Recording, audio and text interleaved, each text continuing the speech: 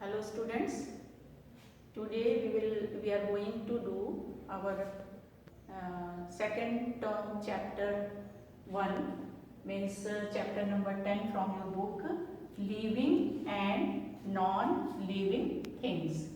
Okay, this is our chapter number and chapter name. Which chapter? Chapter number 10, living and non-living things. This is related to science chapter. Okay, and for this chapter first we move to ground for nature walk. Yes students, now we have reached in our school ground, and this is our school ground, and you can see in this ground different types of things, like you can see here, this is tree, and there is grass, and there is room, two people are coming here, है ना? And you can see this is also a plant, there is car, there is bus. Okay, and the above you can see, come please see, you can see sun is also there, clouds are also, birds is flying, look, you can see birds are flying, है ना? So different flowers are also there. Okay, sky is there, driver uncle is coming here, है ना? So different types of things you can see in the ground. Okay students, now we have come back to again in our classroom, and what we have seen in the ground, um, like birds, plants, trees, sun, etc. I am making here list. This is the list of things which we have seen in the ground. Okay, this is, first we have seen trees, plants, grass, sky, sun, birds, gardener. Two people you have seen, they are gardener, driver uncle, flowers, bus, car. These things we have seen in the ground. They are different types of things. Okay, some are living and some are non-living. Okay, so we can just here write tree is living things. Living for, we will write L. Plant L. Grass L. Sky NL. Non-living things. Sun NL. Okay. Birds, living things. Gardener, uncles are living. Driver uncle, again living. Flowers, living. Bus, non-living. Car, non-living. So we have classified what are the living things and what are the non-living things. Okay. Now I am going to discuss the characteristics of living and non-living things. Okay. What are the characteristics of living things and what are the characteristics of non-living things? First we will focus on living things. They breathe, means कि living things breathe, सांस लेते हैं. breathe का मतलब सांस लेना होता है. तो जो भी living things होते हैं, जैसे आप हो, हम हैं, है ना, plants हैं, birds हैं, animals हैं, they breathe. But non-living things do not breathe. अब living things क्या breathe करते हैं, हम क्या लेते हैं सांस में? Oxygen. Okay, human beings, animals, birds, they breathe in oxygen and breathe out carbon dioxide. But the plants, what they breathe in carbon dioxide, breathe out करते हैं. And and breathe out oxygen and breathe in carbon dioxide. उल्टा करते हैं plants होते हैं. And for breathing, we human being use lungs, animal use lungs, bird use lungs, but fish use gills. क्या use करते हैं वो? गिल्स. और जो एनिमल्स होते हैं, सॉरी, जो प्लांट्स होते हैं वो क्या किस चीज से ब्रीथ करते हैं? With their pores. किस चीज से ब्रीथ करते हैं? With their pores. और नॉन लिविंग थिंग्स तो ब्रीथ ही नहीं करते. अब आपका बैग है, डेस्क है, बेंच है, ये ब्रीथ करते नहीं. नेक्स्ट आता है living things can move by themselves.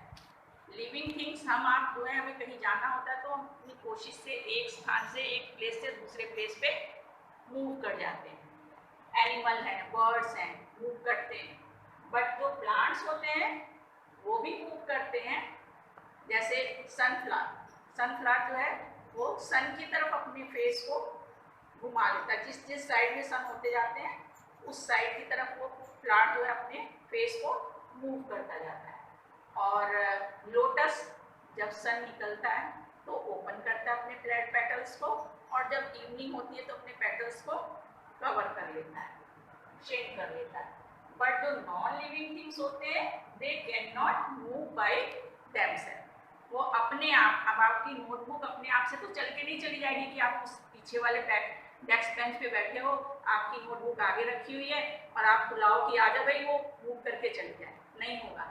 उसे आपको खुद आकर के लेना पड़ेगा या एक बच्चा आपके पास लेकर के जाएगा. तो non living things they can not move by themselves. Third आता है they need food, water and sunlight. Means living things need food, water and sunlight for what? For their growth, for their survive. तो living things को क्या चाहिए? खाना भी चाहिए, पानी भी चाहिए और सनलाइट भी चाहिए. ठीक है. But non living things do not need food, water and और सनलाइट. क्यों चाहिए हमें लिविंग थिंग्स को food and water and sunlight? Growth के लिए, डेवलपमेंट के लिए. ठीक है. जैसे ह्यूमन बींग्स हैं, पहले बेबी होते हैं, धीरे धीरे करके फिर बेबी से और ग्रो करते हैं, आप जैसे बनते हैं, देन एडल्ट होते हैं, देन ओल्ड होते हैं. तो इसके लिए उन्हें क्या चाहिए? Food, water and sunlight. ऐसे ही प्लांट्स के लिए वो अपना खाना इनके मौजूदगी में, मीन्स की इनके प्रेजेंस में बनाते हैं. फूड भी चाहिए, फूड के फॉर्म में मैन्योर हो सकता है ना, और फर्टिलाइजर हो सकता है. वाटर भी चाहिए उनको, जो वो आगे के चैप्टर में हम करेंगे, फोटोसिंथेसिस एंड सनलाइट. तब जाकर के कोई प्लांट जो है वो ग्रो करता है. बट जो नॉन लिविंग थिंग्स होते हैं दे do not need food, water and sunlight. आपके पेंसिल को, आपके पेन को, आपके बैग को पानी की, खाने की जरूरत नहीं पड़ती, क्योंकि वो ग्रो ही नहीं करते, उनकी ग्रोथ नहीं होती, जितने होते हैं वैसे ही रहते. फोर्थ आता है they grow. Living things grow and non-living things do not grow. Means living things जो है वो grow करते हैं. पहले कोई बच्चा जो है बर्थ लेता है, उसके बाद धीरे धीरे स्टेप बाय स्टेप उसके डे बाय डे ग्रोथ होती जाती है. किसके हेल्प से? फूड, वाटर और सनलाइट की हेल्प से. ऐसे ही आपने कोई छोटा सा प्लांट सीड लगा दिया, फिर उसमें प्लांट निकलेगा छोटा सा, है ना. फिर उसके बाद वो थोड़ा बड़ा होगा, यानी कि वो ग्रो करता है. जो नॉन लिविंग थिंग्स होते हैं दे डू नॉट ग्रो. वो ग्रो नहीं करते. अब आपका बैग जो है आपने न्यू लेके आए घर पे, अब आप सोचोगे कि आफ्टर 1 ईयर, आफ्टर 6 मंथ जो है वो बड़ा हो जाएगा. Not possible. जब तक हम उसको स्ट्रेच नहीं करेंगे किसी चीज को, वो कोई भी नॉन लिविंग थिंग है वो बड़ी नहीं हो सकती. या उसको कट करें, या उसको ग्रो करें, या उसको हिट करें तो वो टूट जाएगी या छोटी हो जाएगी. इट मीन्स वो अपने आप ना तो ग्रो करते हैं, ना ही वो श्रिंक करते हैं. But living things grow. ये day by day with the help of food, water and sunlight they grow. Next is living things need to remove waste, यानी कि लिविंग थिंग को अपने जो वेस्ट हैं उनको रिमूव करने की जरूरत पड़ती है। जैसे हम आप जो हैं टॉयलेट जाते हैं वॉशरूम के लिए और स्टूल पास करने के लिए, ओके।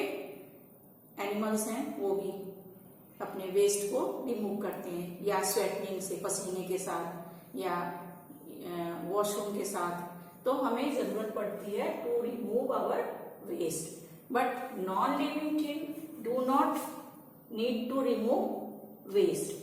अब जो नॉन लिविंग थिंग्स हैं लाइक बैग है, चेयर है, पेंसिल है, इनको अपनी गंदगी को ऑटोमेटिकली अपने आप रिमूव नहीं करते, हमें रिमूव करना पड़ता है, उनको वॉश करना पड़ता है, ठीक है, उनको साफ करना पड़ता है, उनको पोंछना पड़ता है, क्लीन करना पड़ता है। तो they need to remove waste. अगर उन्हें सर्वाइव करना है तो they do not need to remove waste, non living things.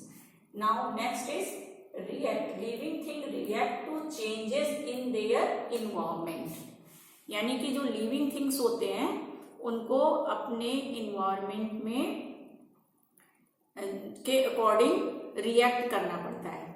For example, अगर आपने कोई गर्म चीज आपके हाथ में लगी तो आप हाथ खींच लेते हो, कोई डरावनी चीज आप जा रहे हो, देख रहे हो, रास्ते में है तो आप दौड़ जाते हो, रिएक्ट करते हो, उसको देख के डर जाते हो, है ना। कोई ठंड लग रही है तो आप कांपने लगते हो। अब कोई बैग रखा हुआ है, कोई पेंसिल रखी हुई है, कोई कार रखी हुई है, कोई स्कूटर रखी हुई है, वो रिएक्ट करेगा कि ठंड पड़ रही है वो कांपने लगे, गर्मी लग रही है तो वो स्वेटनिंग करने लगे, घबराने लगे, या कोई चीज गर्म चीज आपको उसको छुआई जाए तो वो हटा ले, नहीं करेगा ना ऐसा। तो non living things do not sense to change in their environment, उसको सेंस नहीं होता। बट हमारे पास, एनिमल्स के पास, जो भी लिविंग थिंग्स हैं उनके पास सेंस होते हैं। That is why they react with their environment. Change जो भी होता है हमारे इन्वायरमेंट में, वातावरण में, उसके अकॉर्डिंग हम रिएक्ट करते हैं।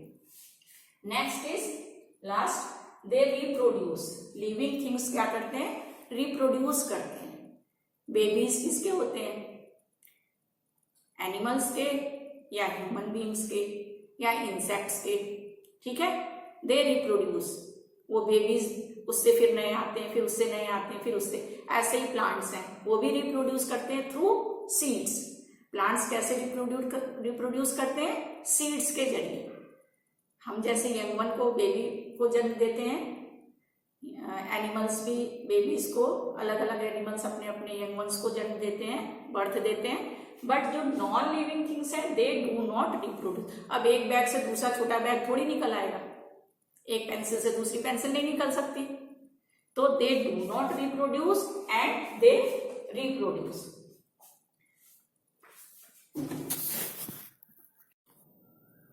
Now our next topic is habitat. What is habitat? Habitat where the living and non-living things live. Okay? जो सराउंडिंग होती है, जहाँ लिविंग और नॉन लिविंग थिंग्स रहते हैं, उनको हम उसका हैबिटेट कहते हैं। नेचुरल इन्वायरमेंट, इट मीन्स कि living and non living things के जो नेचुरल इन्वायरमेंट होते हैं, that is known as habitat. अब ये हैबिटेट्स को हम टू पार्ट्स में डिवाइड कर सकते हैं।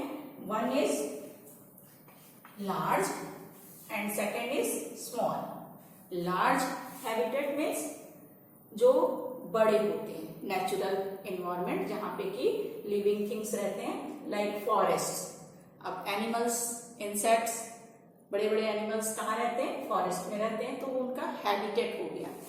ऐसे ही सीज जो समुद्र होते हैं, और ओशंस और बड़े वाटर बॉडीज। जो वाटर बॉडीज हैं वो भी हैबिटेट हैं, जो वाटर एनिमल्स होते हैं वो उनमें रहते हैं, नेचुरल उनका घर है एक तरह से।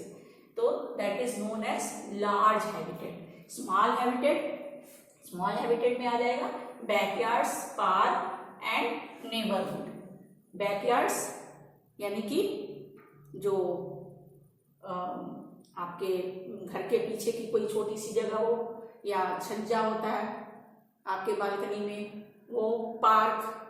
ऐसे ही neighbourhood, they are little bit small but natural environment, जहाँ पे कि बर्ड्स रहते हैं, एनिमल्स छोटे मोटे रह लेते हैं, रैट्स वगैरह और इंसेक्ट्स रहते हैं, तो they are called small habitat. And ocean, forest and seas are called large habitat. Okay, तो this is known as habitat. And all the living things they interact with each other.